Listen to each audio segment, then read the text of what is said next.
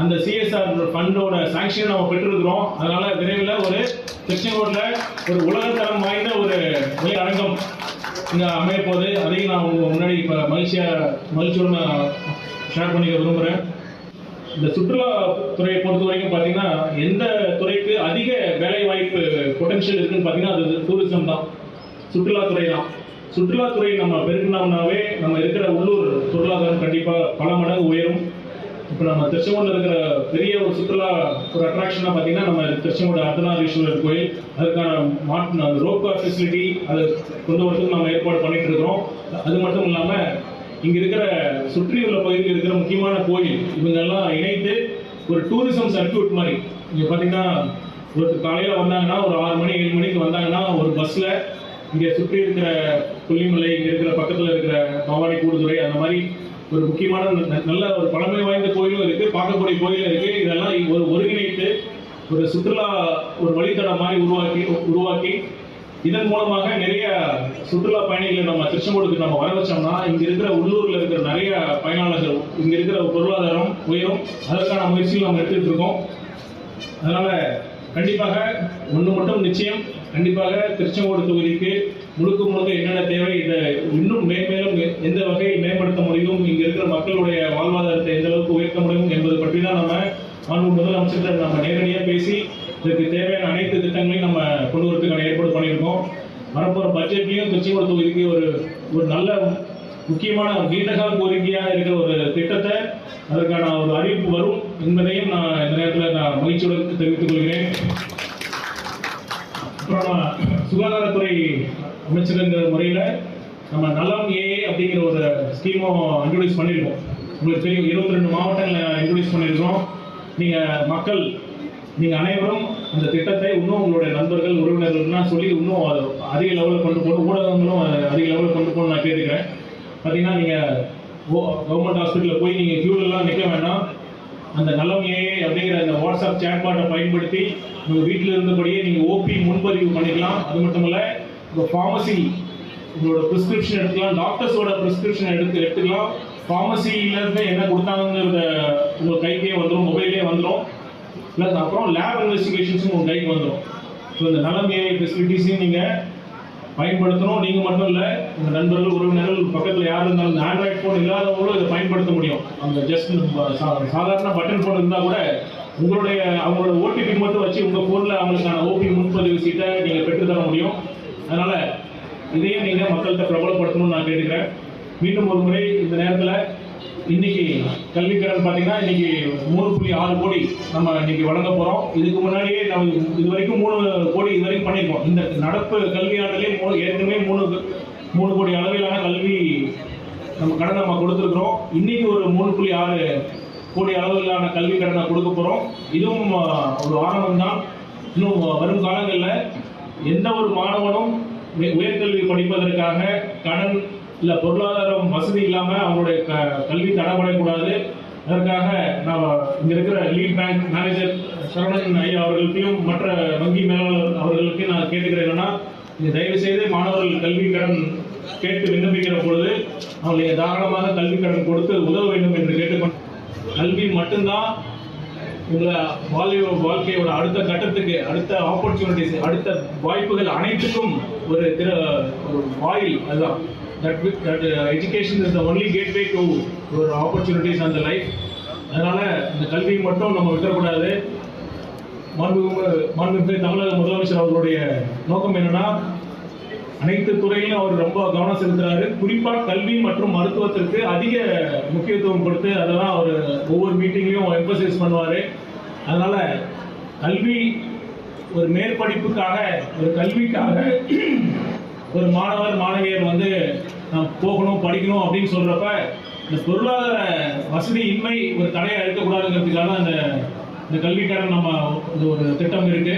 இப்போ பார்த்தீங்கன்னா நிறைய பேர் எங்கிட்டையும் மனு கொடுத்துருந்தாங்க, சார் இந்த மாதிரி பேங்க்ல போனோம், அப்ரோச் பண்ணோம், எங்களுக்காக கிடைக்கல, கொலாட்டல் கேட்குறாங்க, அதாவது கேரண்டி கேட்குறாங்க, கொலாட்டல் கேட்குறாங்க அப்படின்னு சொல்றாங்க.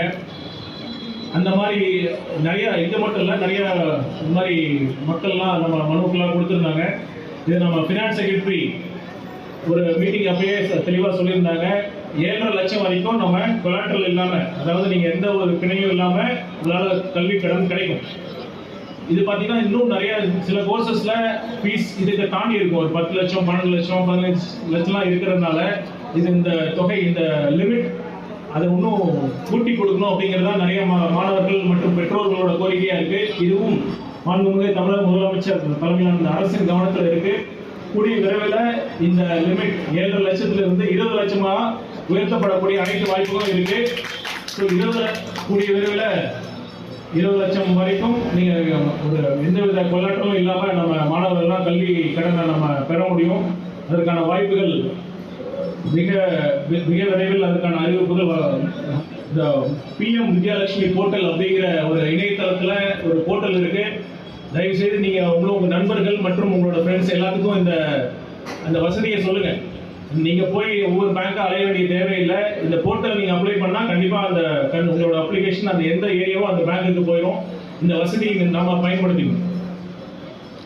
இது மட்டும் இல்ல, திருச்செங்கோடுக்கு நம்ம சட்டமன்ற உறுப்பினராக நம்ம தேர்ந்தெடுக்கப்பட்ட பிறகு, ஒரு அமைச்சராக தேர்ந்தெடுக்கப்பட்ட பிறகு நம்ம நிறைய விஷயங்கள் நம்ம திருச்செங்கோடு தொகுதிக்கு நம்ம பண்ணிட்டு இருக்கோம்.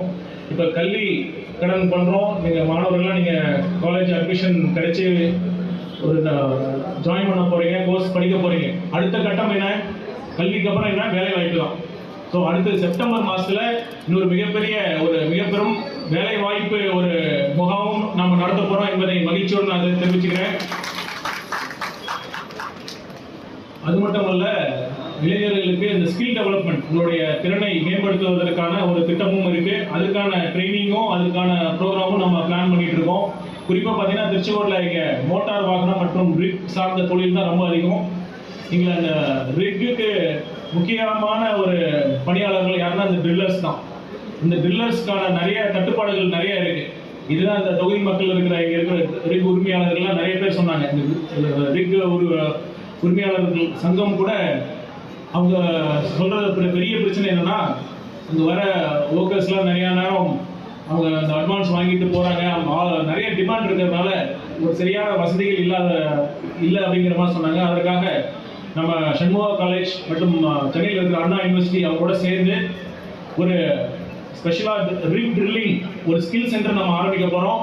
கண்டிப்பா இங்க ஒரு இதுக்காக 2 போர்வெல் மிஷின் வாங்கி, பிளஸ் அது மட்டும் இல்ல, ஒரு சிமுலேஷன் முறையில கம்ப்யூட்டர் டெக்னாலஜி AI டெக்னாலஜி மூலமா ஒரு சிமுலேஷன் முறையில ரிக் ட்ரில்லர்ஸ்க்கான ட்ரைனிங் சென்டர் அமைக்க போறோம். இதுவும் கண்டிப்பா இந்த தொகுதி மக்களுக்கு பெரிய ஒரு பயனுள்ள இதா இருக்கும்.